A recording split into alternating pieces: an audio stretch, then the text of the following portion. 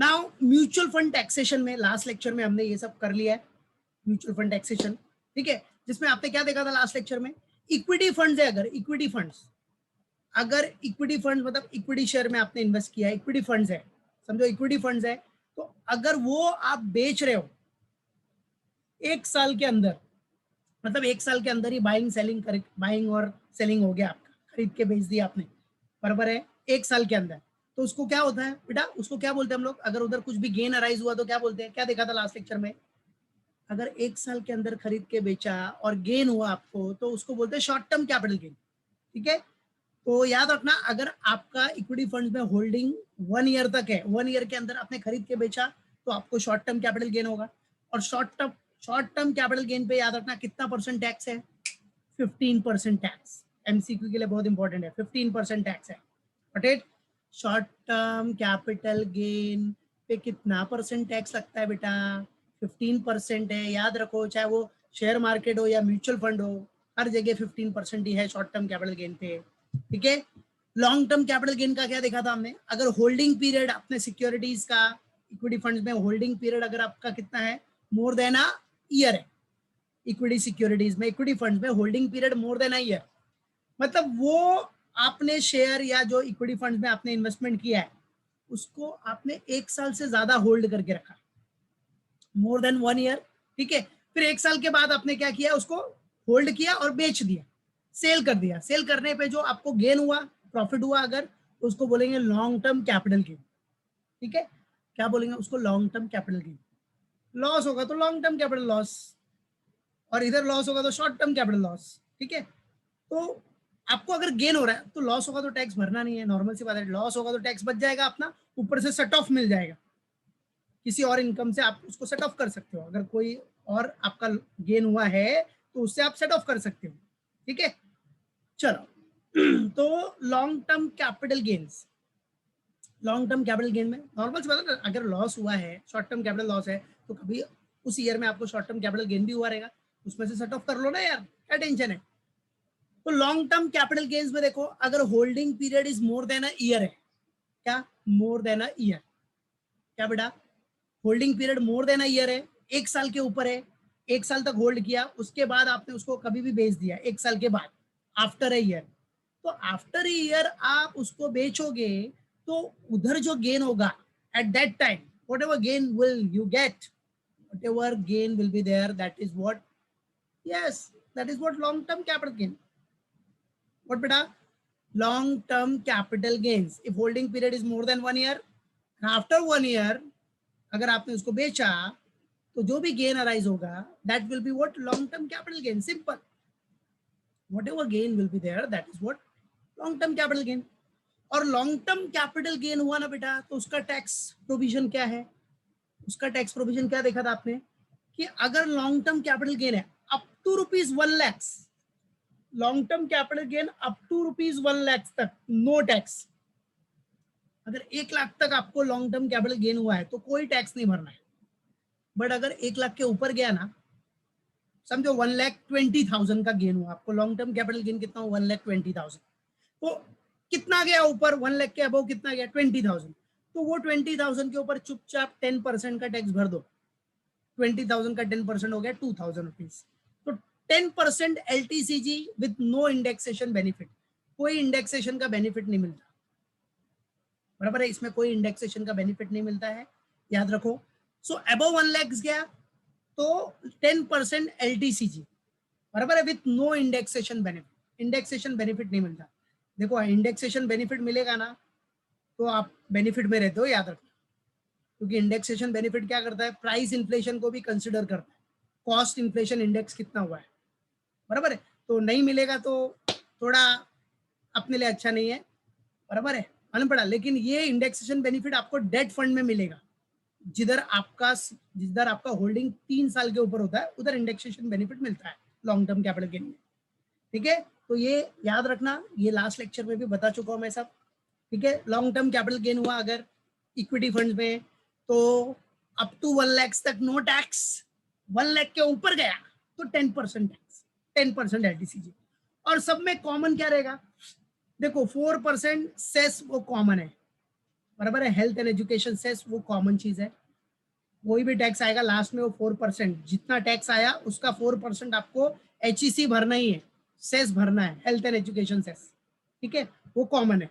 वो चाहे इधर हो इधर हो, इधर तो मैंने लिख दिया है, वो इधर भी होता है, सब जगह होता है। जितना भी फाइनली जो भी टैक्स आएगा उसमें प्लस 4%, टैक्स का 4%, जो टैक्स आया उसका 4%, ठीक है, याद रखना। तो ये आपने देखा। फिर और क्या देखा था लास्ट लेक्चर में? डेट फंड्स भी देखा। डेट फंड्स में क्या होता है? डेट फंड में शॉर्ट टर्म कैपिटल गेन कभी आता है 3 इयर्स तक। इक्विटी में क्या था 1 ईयर, इधर क्या है 3 इयर्स, याद रखना। इक्विटी में 1 ईयर, इधर 3 ईयर। मतलब शॉर्ट टर्म कैपिटल गेन कभी आएगा डेट फंड में? अगर holding is less than 3 year, मतलब 3 साल के अंदर आपने खरीद के बेचा और आपको गेन हुआ, प्रॉफिट हुआ, तो that is what short term capital gain. और इसका टैक्स रेट बहुत कॉमन सिंपल टैक्स रेट है, जो जैसा आपका इनकम स्लैब है, जो इनकम स्लैब में आते हो आप, उस स्लैब के हिसाब से आपको टैक्स भरना है, दैट्स इट, ठीक है, based on individual tax slab, बराबर है। अगर समझो आप 2,50,000 का स्लैब के अंदर आ रहे हो, अप टू 2,50,000, तो कोई टैक्स नहीं भरने का। अगर आप 5 लाख तक के इनकम के स्लैब में आ रहे हो, फिर भी कोई टैक्स नहीं भरना है। 5 लाख भी रहेगा ना, अगर आप ईयरली कमा रहे हो कितना, 5 लाख, सब लेके पूरा इनकम, ये शॉर्ट टर्म कैपिटल गेन सब लेके आपका 5 लाख ही हो रहा है, तो भी इनकम टैक्स नहीं भरना है आपको, क्योंकि 2,50,000 के ऊपर गया अप टू 5 लाख, उसमें आपको एग्जेम्पशन मिल जाता है, रिबेट मिल जाता है, रिबेट अंडर सेक्शन 87A, वो टैक्स में पढ़ा होगा आपने लास्ट ईयर, बराबर है। उसमें क्या मिल जाता है आपको, रिबेट मिलता है अंडर सेक्शन 87A के हिसाब से। 87A ये वाला, ये 87A किधर गया भाई, 87A के हिसाब से आपको क्या मिलेगा, रीबेट मिलेगा, समझे कि नहीं? मालूम पड़ा? मतलब ऐसा हो गया कि 5 लाख तक बंदे का इनकम है ना, तो फिर भी उसको कोई टैक्स नहीं भरना है, ऐसा है, समझा कि नहीं? क्योंकि अभी देखो 2,50,000 तक तो एग्जेम्प्ट होता है, 2,50,000 तक एग्जेम्प्ट होता है, उसके बाद 2,50,000 से लेके 5 लाख तक कितना इनकम हुआ, दोनों का डिफरेंस देखोगे तो क्या होगा, 5 लाख माइनस 2,50,000 कितना होगा, 2,50,000 आएगा ना। 2,50,000 के ऊपर आपको टैक्स भरना है। 2,50,000 के ऊपर 5% टैक्स है, कितना परसेंट है, 5%, तो 5% निकाला तो कितना आया, 12,500। वो 12,500 गवर्नमेंट आपको बोलती है जाओ रिबेट ले लो, जाओ, कोई टैक्स नहीं भरने का। लेकिन आपका इनकम अगर 5 लाख तक है, तो यहाँ 5 लाख तक इनकम रहेगा, तो उससे ऊपर गया तो टैक्स भरना पड़ेगा। तो आपको 2,50,000 से लेके 5 लाख के बीच में भी टैक्स भरना पड़ेगा। फिर अगर आपका 5 लाख से ऊपर गया, 5 लाख से ऊपर अगर आपका इनकम गया ना, तो आपको टैक्स भरना पड़ेगा। ये जो 2,50,000 से 5 लाख का डिफरेंस था ना, 2,50,000 टू 5 लाख का डिफरेंस जो आया था 2,50,000, उसके ऊपर भी टैक्स भरना पड़ेगा। अगर आपका इनकम 5 लाख के ऊपर गया तो टैक्स का प्रोविजन है। फिलहाल अपने को वो प्रोविजन टैक्स नहीं पड़ रहे इधर, नॉर्मल हमको क्या देखना है कि क्या रेट्स है वो देखना है, बराबर है। इसके लिए पूरा एक अलग से लेक्चर चाहिए समझाने के लिए, ठीक है। चलो, तो फिलहाल वो अभी अपने को देखना नहीं है। तो याद रखना कि based on individual tax slab, कौन सा स्लैब में आ रहा है, ठीक है। अगर वो 5 लाख तक के स्लैब में भी है ना, 5 लाख तक के स्लैब में, 5 लाख तक के स्लैब में, तो भी उसको शॉर्ट टर्म कैपिटल गेन पे कोई टैक्स नहीं भरने का। मजा है ना डेट फंड में, डेट फंड में, ठीक है, नो टैक्स, क्योंकि based on individual tax slab बोल दिया ना, तो बच गया, मजे है फिर उसके, ठीक है। लेकिन इक्विटी में देखा ना, इक्विटी वाले में 15% फिक्स है, चाहे कोई भी स्लैब रहे। इक्विटी से आपको शॉर्ट टर्म कैपिटल गेन हुआ तो 15% भरने का, चाहे आप कुछ भी नहीं कमाओ साल में, खाली इक्विटी शेयर से कमाया, इक्विटी फंड से कमाया, तो फिर भी 15% भरने का। बट डेट फंड में क्या है, डेट फंड में शॉर्ट टर्म कैपिटल गेन किसके ऊपर है, बेस्ड ऑन इंडिविजुअल टैक्स, ठीक है।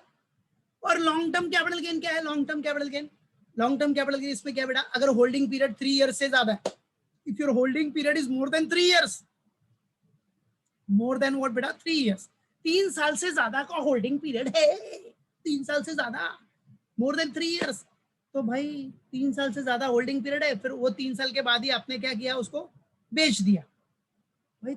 आफ्टर 3 ईयर्स होल्ड किया 3 साल तक, उसके बाद बेच रहे हो, तो जो गेन होगा ना, that will be what, long term capital gain.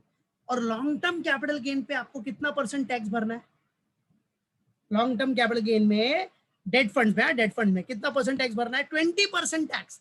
और इधर इंडेक्सेशन बेनिफिट मिलेगा, with indexation benefit, what, with indexation benefit, that's it. Clear है? तो ये माइंड में रखने का कि लॉन्ग टर्म कैपिटल गेन में आप टैक्स भरेगा, बराबर है, 20% टैक्स भरेगा, बट इधर इंडेक्सेशन बेनिफिट भी मिलेगा। Got it? क्लियर? याद रखना। और सब में क्या बोला मैंने, जब भी जो भी टैक्स आएगा सब में कॉमन क्या है, लास्ट में ये 4% आपको HEC भरना ही है, हेल्थ एंड एजुकेशन सेस आपको लगेगा लास्ट में। मतलब टैक्स जितना भी टैक्स आया उसका 4% आपको HEC भरना है, हेल्थ एंड एजुकेशन सेस। ठीक है? जो भी एग्रीगेट टैक्स, जो भी एग्रीगेट ऑफ टैक्स या सरचार्ज जो भी आया फाइनली, उसके ऊपर 4% आपको भरना है। अच्छा, और एक चीज क्या बताया था मैंने लास्ट लेक्चर में नोट में, अगर इंडिविजुअल इनकम, इंडिविजुअल बंदा है उसका इनकम अगर एक्सीड होता है ₹1 करोड़, 1 करोड़ के ऊपर जाएगा ना, 1 करोड़ के ऊपर, तो उसको 15% सरचार्ज भी भरना पड़ेगा। सोचो, मतलब जितना ज्यादा कमाएगा उतना टैक्स भी ज्यादा भरना पड़ रहा है, सरचार्ज भी लग रहा है। और अगर individual income exceed ₹50 lakh, 50 lakh के ऊपर जा रहा है, 50 लाख के ऊपर कमा रहा है, तो भाई उसको 10% का सरचार्ज लगता है। टैक्स तो भरना ही है प्लस सरचार्ज भी भरना है, समझे कि नहीं? तो ये सारे टैक्स प्रोविजन हमने देखे, ये तो एडिशनल पॉइंट था ये नोट वाला। मेन आपको यही याद रखना है, शॉर्ट टर्म कैपिटल गेन के ऊपर क्या परसेंटेज है। तो परसेंटेज मतलब डेट फंड में, इधर क्या है, डेट फंड में based on individual tax slabs, ठीक है। और लॉन्ग टर्म कैपिटल गेन में क्या बोलता है, 20% टैक्स विद इंडेक्सेशन बेनिफिट, है कि नहीं। और अपना इधर इक्विटी शेयर, मतलब इक्विटी फंड्स का क्या बोल रहा था, इक्विटी फंड्स का शॉर्ट टर्म कैपिटल गेन में कितना परसेंट है, 15%, है कि नहीं। और लॉन्ग टर्म कैपिटल गेन्स के लिए कितना है, up to 1 lakh nil, no tax, up to 1 lakh no tax. अगर 1 लाख के ऊपर गया तो आपको 10% का टैक्स भरना पड़ेगा, 10% का टैक्स लगेगा विथ नो इंडेक्सेशन बेनिफिट। तो ये सब लास्ट लेक्चर में बताया मैंने, लेकिन इंपॉर्टेंट है, याद रखना, इसलिए एक बार रिव्यू करा, ठीक है, बराबर है। चलो, तो याद रखना सब लोग, भूलना नहीं। नेक्स्ट पॉइंट है, क्या पॉइंट है बेटा, डिविडेंड स्ट्रिपिंग पॉइंट करके दिया है, डिविडेंड स्ट्रिपिंग। अब डिविडेंड स्ट्रिपिंग है क्या, इंपॉर्टेंट कंसेप्ट है, याद रखो। Dividend stripping is what, a strategy to reduce the tax burden. ये क्या है, dividend stripping is what, it's a strategy to reduce tax burden, ताकि टैक्स बचाना है अपने को, कैसे भी करके टैक्स बचाना है, that is what dividend stripping, strategy to reduce tax burden. लेकिन कैसे बचाते हैं इसमें, वो भी देखो ना, by which an investor gets tax free dividend, क्या, by which an investor gets tax free dividend। Investor को क्या, इसमें इन्वेस्टर क्या करता है बेटा, वो तो टैक्स फ्री डिविडेंड उसको मिलता ही है, क्योंकि इन्वेस्टर को पता है कि इंडियन कंपनी से अगर मेरे को डिविडेंड मिलेगा तो वो क्या होता है, एग्जेम्प्ट, बराबर है, उसके ऊपर टैक्स नहीं लगता, तो टैक्स फ्री। भाई अभी लेकिन टैक्स लगता है, अभी डिविडेंड पे भी टैक्स लगा दिया है, कोई भी डिविडेंड कमाओ आपको टैक्स लगेगा, ठीक है, अभी कोई छूट नहीं है, ठीक है। तो फिलहाल पहले क्या था, जो अभी अभी तो चलो ये नया प्रोविजन आया कि टैक्स अभी लगेगा, ठीक है, चाहे कोई भी डिविडेंड कमाओ। बट नॉर्मली क्या था बेटा डिविडेंड स्ट्रिपिंग में, a strategy to reduce the tax burden by which an investor gets tax free dividend. Dividend देखो क्या था, इंडियन कंपनी में अगर आपने इन्वेस्ट किया है, वहां से डिविडेंड कमाया, तो आपको एग्जेम्प्ट होता था अप टू 10 लाख तक। कितना, अप टू 10 लाख तक डिविडेंड मिलेगा ना तो एग्जेम्प्ट था, ठीक है। क्या था बेटा, अप टू 10 लाख तक क्या था बेटा आपका, एग्जेम्प्ट, ठीक है। तो अब क्या होता था बेटा, 10 लाख तक एग्जाम था, ठीक है। तो अब जो इन्वेस्टर है वही करते हैं, डिविडेंड स्ट्रिपिंग कैसे करते हैं, कि भाई आप जब भी मालूम पड़ा कि वो कंपनी डिविडेंड डिक्लेयर करने वाली है, तो उस कंपनी में इन्वेस्ट करने का, क्या करने का, उस कंपनी में पैसा लगा देने, उस कंपनी का यूनिट्स खरीद लेने का, उस कंपनी का शेयर खरीद लेने का, राइट, बराबर है। तो उससे क्या होगा, डिविडेंड मिलेगा, तो आपको डिविडेंड तो टैक्स फ्री है, डिविडेंड पे टैक्स भरने की जरूरत नहीं है, तो वो एक बेनिफिट मिल गया। फिर क्या बोलता है कि बाय इन्वेस्टिंग इन सिक्योरिटीज, ठीक है, अब इन्वेस्ट करोगे तो ही टैक्स फ्री डिविडेंड मिलेगा ना, जब आप इन्वेस्टर रहोगे, शेयर होल्डर रहोगे, तो ही आपको डिविडेंड मिलेगा।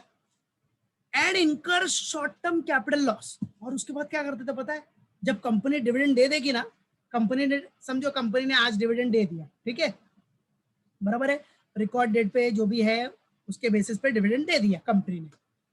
अब क्या करते हैं लोग पता है, डिविडेंड मिल गया ना, एक बार कंपनी डिविडेंड दे देगी ना, तो उसके बाद मार्केट का प्राइस क्या होता है, उसका थोड़ा रिड्यूस हो जाता है, याद रखें। तो कंपनी ने डिविडेंड दे दिया, उसके बाद क्या करते हैं लोग, फटाफट वो जो जिसमें इन्वेस्ट किया था, जो शेयर खरीदा है, उसको मार्केट में बेच देंगे, या यूनिट्स को बेच देंगे, मार्केट में सेल कर देंगे, बराबर है। समझो आपने खरीदा था कितने में, 100 में, 100 में खरीदा था, डिविडेंड मिल गया आपको, उसके बाद क्या किया, डिविडेंड, जब कंपनी ने डिविडेंड दे दिया तो मार्केट में उसका प्राइस कितना हो गया, समझो 80 हो गया, 80, बराबर है, वो यूनिट या वो शेयर का प्राइस कितना हो गया, 80। अब क्या कर रहा है ये इन्वेस्टर, उसको 80 रुपीज में बेच देगा, तो 80 रुपीज में बेचेगा तो क्या होगा, लॉस होगा ना, इसको क्या होगा, लॉस। और ये लॉस क्या होता है, 1 ईयर के अंदर हुआ है तो शॉर्ट टर्म कैपिटल लॉस है। तो इन्वेस्टर को क्या होता है, शॉर्ट टर्म कैपिटल लॉस। अब इन्वेस्टर इतना शाना क्या बोलता है, डिविडेंड स्ट्रिपिंग है क्या, देखो फिर इन्वेस्टर क्या बोलता है, अरे यार मैंने तो टैक्स फ्री डिविडेंड भी कमा लिया, मतलब मेरे को डिविडेंड भी मिल गया जिसके ऊपर मेरे को टैक्स भरना नहीं है, प्लस ये जो शॉर्ट टर्म कैपिटल लॉस हुआ, कितने का लॉस हुआ इधर, 20 रुपीज का जो लॉस हुआ ना बेटा, उसको शॉर्ट टर्म कैपिटल लॉस। अब ये शॉर्ट टर्म कैपिटल लॉस को क्या कर सकता है, वो सेट ऑफ कर सकता है, कोई और कैपिटल गेन इनकम से सेट ऑफ कर सकता है, बराबर। मतलब ये जो लॉस हुआ ना, उसको कोई और जो भी उसकी कैपिटल गेन की इनकम है ना, उससे सेट ऑफ कर सकता है, तो उधर भी उसका टैक्स लाइबिलिटी कम हो जाएगा। कितना शाना है देखो, बराबर। एक तो टैक्स फ्री डिविडेंड भी मिल गया, और उसने कम प्राइस हुआ तो तुरंत बेच दिया, तो 20 रुपीज का लॉस हो गया। अब वो लॉस को क्या करेगा, जो अदर कैपिटल गेन इनकम है उससे क्या करेगा, सेट ऑफ कर देगा, ताकि उसकी उधर भी लाइबिलिटी कम हो जाए। क्या दिमाग लगाया, इसी को तो बोलते हैं डिविडेंड स्ट्रिपिंग, यही है, that is what dividend stripping, कि बंदा टैक्स फ्री डिविडेंड भी ले रहा है, बराबर है, और शॉर्ट टर्म कैपिटल लॉस जो हुआ है ना, वो लॉस को किसी और इनकम से सेट ऑफ भी कर दे रहा है, मतलब कोई और कैपिटल गेन इनकम से सेट ऑफ भी कर दे रहा है, तो उधर भी उसका टैक्स बर्डन दूर हो गया, टैक्स बर्डन कम हो गया, टैक्स लाइबिलिटी रिड्यूस हो गई। क्या दिमाग लगाया, चूना लगा रहा है गवर्नमेंट को, ठीक है। तो ये जो चूना लगाने का काम है ना, उसी को बोलते हैं dividend stripping. This is what the concept of dividend stripping, ठीक है। बट गवर्नमेंट को कितना भी चूना लगाओ तुम लोग, गवर्नमेंट के पास दिमाग है, पता है ना, बहुत शानी है गवर्नमेंट। तो गवर्नमेंट ने देखा ये सब काम कर रहे लोग, तो गवर्नमेंट ने भी अपना एक नया सेक्शन ला दिया फिर, ठीक है, वो बताऊंगा आगे। उसको बोलते हैं रिस्ट्रिक्शंस ऑन डिविडेंड स्ट्रिपिंग, कैसा किया गवर्नमेंट। तो चलो, डिविडेंड स्ट्रिपिंग का कंसेप्ट मालूम पड़ गया क्या है, कि इन्वेस्टर क्या करता है, टैक्स फ्री डिविडेंड भी ले रहा है, प्लस वो जो सिक्योरिटी बेचा उसने, उससे जो शॉर्ट टर्म कैपिटल लॉस हुआ ना, अरे डिविडेंड जैसी कंपनी ने पे किया, उसके बाद उसने क्या किया, फटाक से सिक्योरिटी बेच दिया, और जो शॉर्ट टर्म कैपिटल लॉस हुआ ना, शॉर्ट टर्म कैपिटल लॉस का क्या किया उसने, अदर इनकम से क्या कर लिया, सेट ऑफ कर लिया, जो भी उसकी अदर कैपिटल गेन इनकम है उससे सेट ऑफ कर लिया, to reduce tax liability, right. Therefore what investor are getting, मतलब इधर क्या हो गया, therefore investor are getting what, double benefit, double benefit मिल रहा है, दैट इज एक तो टैक्स फ्री डिविडेंड भी मिल रहा है, tax free dividend, as well as short term capital loss जो हो रहा है ना, उसको 20 रुपए का देखा ना इधर, 20 रुपीज का शॉर्ट टर्म कैपिटल लॉस, वो क्या कर सकता है, उसको सेट ऑफ कर सकता है फ्रॉम अदर इनकम से, अदर कैपिटल गेन इनकम से सेट ऑफ कर सकता है। तो अगर सेट ऑफ करेगा तो उसका टैक्स लाइबिलिटी उधर भी कम हो जाएगा ना यार, सिंपल सा फंडा है। और कैपिटल गेन के ऊपर तो पता है ना, टैक्स रेट ज्यादा रहता है, ठीक है। तो उसने उधर से सेट ऑफ कर दिया, उधर से माइनस कर दिया, बोलेगा अरे मेरे को लॉस हुआ है, मेरे को 20 रुपए का लॉस हुआ है, उधर मेरे को इनकम है ना 50 रुपए की, उधर से मैं माइनस कर देता हूँ। वो छाना है, बहुत दिमाग लगाएगा, ठीक है। तो डबल बेनिफिट मिल रहा है ना, एक तो टैक्स फ्री डिविडेंड भी मिल रहा है, और जो लॉस हुआ उसको किसी और इनकम से सेट ऑफ भी कर रहा है, किसी और कैपिटल गेन इनकम से क्या कर रहा है, वो सेट ऑफ भी कर रहा है, ठीक है, to reduce what, tax liability. यही कंसेप्ट आपका होता है dividend stripping. This concept is known as what, dividend stripping. पहला ये याद रखना, ठीक है, समझ गया। अब देखो, अब जो नेक्स्ट पॉइंट आपको समझना है, आ जाओ सी नेक्स्ट स्लाइड में देखो क्या बोल रहा है। अब गवर्नमेंट ने ना सेक्शन लाया, ये जो दिमाग लगा रहे हैं इन्वेस्टर लोग, तो गवर्नमेंट ने सेक्शन लाया, restrictions on dividend stripping, restriction लाया, डिविडेंड स्ट्रिपिंग को कैसे दूर करेगा गवर्नमेंट, उसके लिए सेक्शन इंट्रोड्यूस किया 94, under section 94 sub section 7 of income tax act 1961। ये सेक्शन सबको याद रखने का, ये सेक्शन याद रखना सब लोग, ठीक है, एमसीक्यू में पूछ सकता हूं मैं। Under section 94 subsection 7 of income tax act 1961। तो क्या किया गवर्नमेंट ने, बहुत डिविडेंड स्ट्रिपिंग चालू है मार्केट में, ओ क्या खतरनाक, बराबर है। इन लोग को मालूम पड़ता है, इन्वेस्टर लोग को कंपनी डिविडेंड देने वाली है, फटाफट इन लोग उसमें इन्वेस्ट करते हैं, बराबर है। और डिविडेंड मिल गया तो उसके बाद सिक्योरिटी बेच देते हैं, उसको बेच देंगे मार्केट में, बराबर है। तो इससे क्या करते हैं, एक तो टैक्स फ्री डिविडेंड मिल गया, बराबर है। और दूसरा शॉर्ट टर्म कैपिटल लॉस हुआ, बेचने पे लॉस हुआ, तो वो लॉस को किसी और अदर कैपिटल गेन इनकम से सेट ऑफ कर लेते हैं ताकि उनका लाइबिलिटी, टैक्स का लाइबिलिटी और कम हो जाए। ठीक है, सो गवर्नमेंट ने बहुत देखा है, सब परेशान हो गई गवर्नमेंट, अरे ये क्या कर रहे हैं ये लोग, हाँ डबल चूना लगा रहे। एक तो मैं डिविडेंड पे इन लोग को बोला डिविडेंड टैक्स फ्री है, फिर भी बहुत चूना लगा रहे। तो यही सब सोच के गवर्नमेंट ने अभी क्या कर दिया, डिविडेंड को टैक्सेबल कर दिया, जाओ, बराबर है, न्यू रूल के हिसाब से। तो फिलहाल अभी उसको साइड में रखो। ये देखो, when company announce dividend to all investors, when company announce dividend to all investors holding the shares on a specified date, that is within 3 months before record date, ठीक है, 3 months before record date, that is right to receive dividend, are eligible to receive it, ठीक है, और dividend from Indian company is tax free। देखो क्या बोलता है, when company announce dividend to all investors holding the shares on a specified date। देखो अगर आप कंपनी का एक रिकॉर्ड डेट होता है, पता है ना, right to receive dividend, record date, record date के अगर 3 महीने के अंदर आपने खरीदा है, क्या रिकॉर्ड डेट के अगर 3 महीने के अंदर आपने वो सिक्योरिटी परचेज किया है, पहली बात तो आपको डिविडेंड मिलेगा। तो कॉमन सी बात है, ये तो पता है ना सबको, रिकॉर्ड डेट एवरीवन, यस, ठीक है, yes dividend are tax down, yes बेटा, बोला ना बेटा, अभी डिविडेंड टैक्सेबल हो गया, ठीक है। तो अगर अभी क्या बोल रहा है, when company announce dividend to all investors holding the shares on a specified date, that is within 3 months before record date. जो रिकॉर्ड डेट है कंपनी का, रिकॉर्ड डेट मतलब राइट टू रिसीव डिविडेंड का date, ठीक है, उस record date के 3 महीने के अंदर, बिफोर, बराबर, 3 महीने के पहले, तो जो भी रिकॉर्ड डेट है उसके 3 महीने के अंदर अगर आपने क्या करा है, इन्वेस्टमेंट किया है, आप वो शेयर होल्ड कर रहे हो, ठीक है, कॉमन सी बात है। तो 3 महीने के अंदर अगर आप वो शेयर होल्ड कर रहे हो, नॉर्मल सी बात है, 3 महीने के अंदर आपने खरीदा है तो डिविडेंड तो मिलना ही है, रिकॉर्ड डेट के 3 महीने के पहले खरीद लेने का, तो डिविडेंड मिलेगा आपको, है कि नहीं। तो देखो मतलब क्या हुआ, डिविडेंड किसको मिलेगा बेटा, किसको मिलेगा डिविडेंड, जो 3 महीने रिकॉर्ड डेट जो भी रहेगा, जो भी रिकॉर्ड डेट है उसके 3 महीने के अंदर जो, बराबर है, जिसके पास शेयर रहेगा उसको ही मिलेगा, बराबर है, विद इन 3 months। तो लोग वही करते हैं ना, रिकॉर्ड डेट मालूम पड़ गया, उसके 3 महीने के अंदर खरीद लेते, within 3 months before record date, ठीक है, क्या within 3 months before record date, तो रिकॉर्ड डेट के 3 महीने के अंदर खरीद लेने का, ठीक है। तो रिकॉर्ड डेट मतलब राइट टू रिसीव डिविडेंड।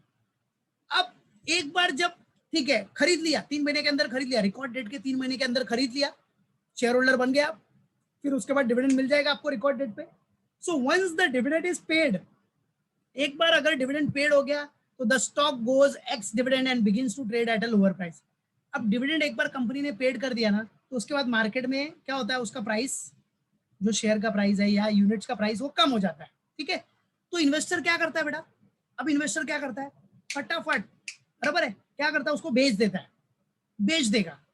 तो गवर्नमेंट ने क्या बोला, ठीक है, आपने रिकॉर्ड डेट के 3 महीने के अंदर खरीदा, ओके, बराबर है, उसके बाद आपको डिविडेंड मिल गया तो आपने बेच दिया। अब बेचने के लिए देखो गवर्नमेंट ने क्या बोला है, here investor can also book short term capital loss if securities are sold within a period of 9 months।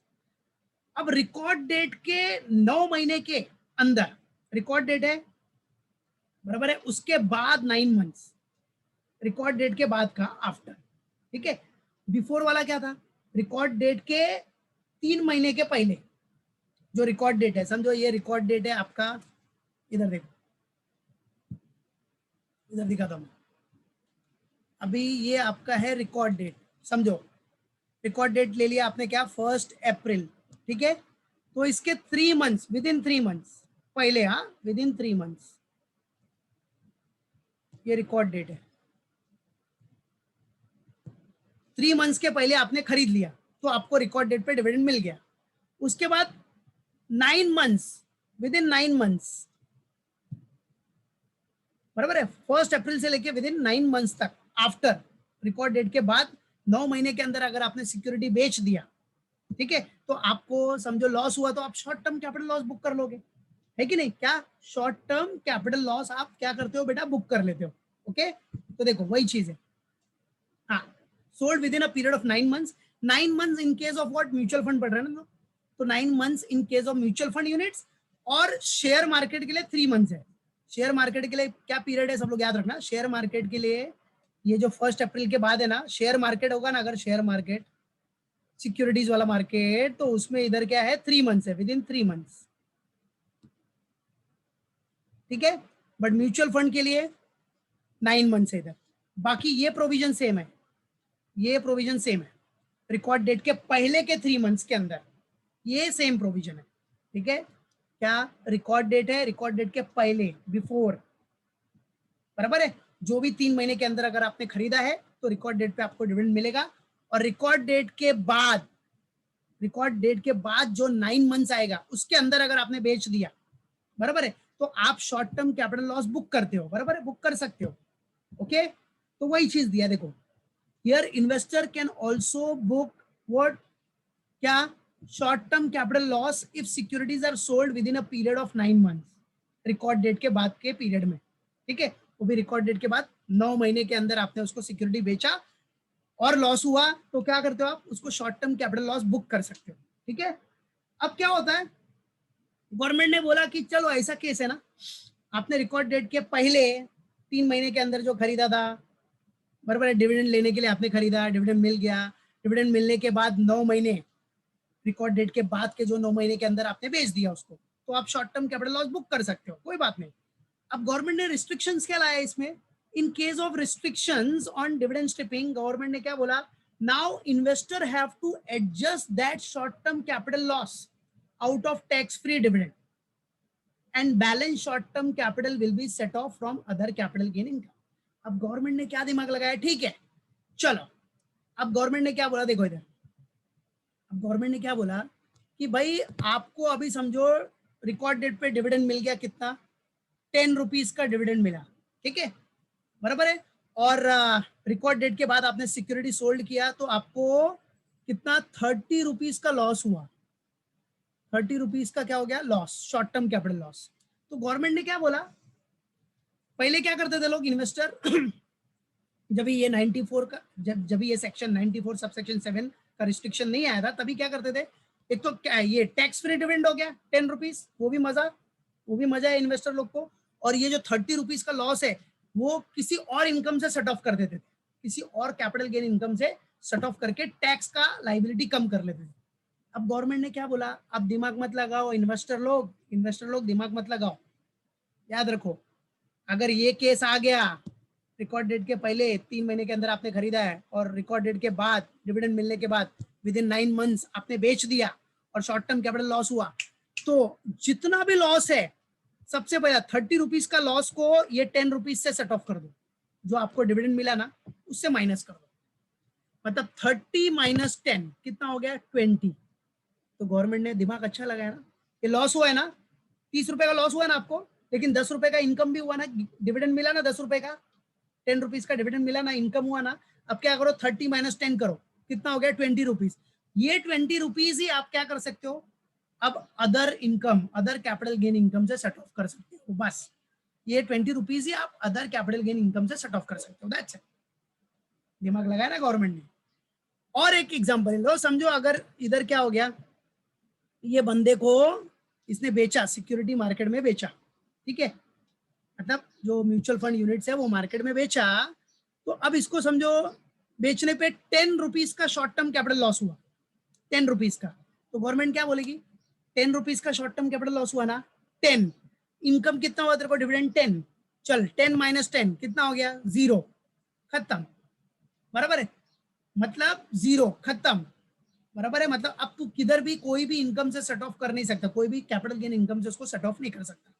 तो देखो गवर्नमेंट का भी फायदा हो गया ना, बराबर है, मालूम पड़ा, और गवर्नमेंट का तो फायदा हो गया, और इन्वेस्टर को जो डबल बेनिफिट मिलता था वो नहीं मिला, ठीक है। तो 10 माइनस 10 0, अब इसको किधर और कैपिटल गेन इनकम से आप सेट ऑफ नहीं कर सकते, नहीं तो क्या, एक तो इधर भी मजा ले रहे हो 10 रुपीज का, और वो जो लॉस हुआ है उसको भी किसी और कैपिटल गेन इनकम से सेट ऑफ करके उधर की टैक्स लाइबिलिटी, अपनी टैक्स लाइबिलिटी कम कर रहे हो, समझे कि नहीं। सो दिस इज व्हाट, ये क्या हो गया, this is what restrictions on what बेटा, रिस्ट्रिक्शंस ऑन डिविडेंड स्ट्रिपिंग, याद रखना। देखो एग्जांपल भी दिया मैंने इधर, एग्जांपल अभी जो बताया ना, अभी एग्जांपल उसी के बेसिस पे। फॉर एग्जांपल देखो, सी क्या दिया है, फॉर एग्जाम्पल मिस्टर एक्स, क्या है मिस्टर एक्स, एक सेकेंड, चलो देखो क्या दिया है फॉर एग्जाम्पल में, mister X invested in an equity mutual fund within 3 months of record date, 3 months of record date, NAV कितना था उसका 100 रुपीज, अब रिकॉर्ड डेट पे उसको डिविडेंड डिक्लेयर हुआ, डिविडेंड मिल गया कितना 10 रुपए का डिविडेंड मिला 10 रुपीज का, तो 10 रुपए का डिविडेंड तो उसके लिए इनकम हो गया, टैक्स फ्री डिविडेंड, टैक्स भी नहीं भरना है, ठीक है, तो dividend of ₹10 is tax free dividend. फिर after declaring dividend NAV price of mutual fund समझो कितना हो गया 90 रुपीज हो गया, एनएवी प्राइस जो है म्यूचुअल फंड के यूनिट्स का वो 90 हो गया। अब उसने क्या किया मिस्टर एक्स ने, वो जो यूनिट्स है उसको मार्केट में बेच दिया विद इन 3 months में, रिकॉर्ड डेट के बाद के 9 महीने में, सॉरी 9 महीने में, 3 months किसके लिए, इक्विटी सिक्योरिटीज के लिए। तो now mister X sold this unit within 9 months after record date, उसको 90 रुपीज में बेच दिया, तो उसको कितने का लॉस हुआ, शॉर्ट टर्म कैपिटल लॉस, 100 में खरीदा था 90 में बेचा, तो कितने का लॉस हुआ 10 रुपीज का, तो this 10 rupees is what short term capital loss, है कि नहीं। अब देखो गवर्नमेंट ने क्या बोला, भाई तेरे को गेन हुआ है ना, इधर 10 रुपीज का गेन हुआ है ना, मतलब तेरे को 10 रुपीज का डिविडेंड मिल रहा है ना, और तेरे को 10 रुपीज का शॉर्ट टर्म कैपिटल लॉस हुआ है। अब क्या कर, ये 10 रुपीज को ये डिविडेंड इनकम से सेट ऑफ कर दे, तो मिलेगा क्या, इसको जीरो मिलेगा, जीरो सेट ऑफ कर सकता है, किसी और इनकम से ये अब उसका सेट ऑफ नहीं ले सकता। नहीं तो क्या करता था, ये क्या करेगा, जो भी शॉर्ट टर्म कैपिटल लॉस रहता था उसको किसी और इनकम से क्या कर सकता, किसी और इनकम मतलब किसी और कैपिटल गेन इनकम से उसकी लाइबिलिटी क्या कर लेता था, वो रिड्यूस कर लेता था, टैक्स का बर्डन रिड्यूस कर लेता था, ठीक है। तो इससे गवर्नमेंट को चूना लगाते थे ये लोग कि भाई टैक्स भरना था, ये सेट ऑफ कर लिया तो टैक्स कम हो गया। तो as per restrictions on dividend stripping, now mister X have to adjust his short term capital loss out of his tax free dividend income. तो डिविडेंड इनकम 10 था, शॉर्ट टर्म कैपिटल लॉस भी 10, तो हो गया ना नील बैलेंस, क्या नील balance, मतलब अब वो किसी दूसरे इनकम से, दूसरे कैपिटल गेन इनकम से उसको सेट ऑफ नहीं कर सकता, दैट्स इट। तो गवर्नमेंट को आप चूना नहीं लगा सकते आप। So after adjusting short term capital loss, dividend income if any, balance of short term capital loss is there, then such balance will be set off. हाँ, अगर ये तो 10 - 10 हो गया तो नील, अगर शॉर्ट टर्म कैपिटल लॉस 20 है, 20 - 10 तो कितना बचा शॉर्ट टर्म कैपिटल लॉस 10, उसको आप सेट ऑफ कर सकते हो, जो कि बता दिया मैंने। यही है बेटा, यही है रिस्ट्रिक्शंस, तो अब गवर्नमेंट को चूना नहीं लगा सकते, दैट्स इट, क्लियर, मालूम पड़ गया। तो यही है डिविडेंड स्ट्रिपिंग, राइट है, तो इसको अच्छे से पढ़ के रखना, नेक्स्ट लेक्चर में पूछ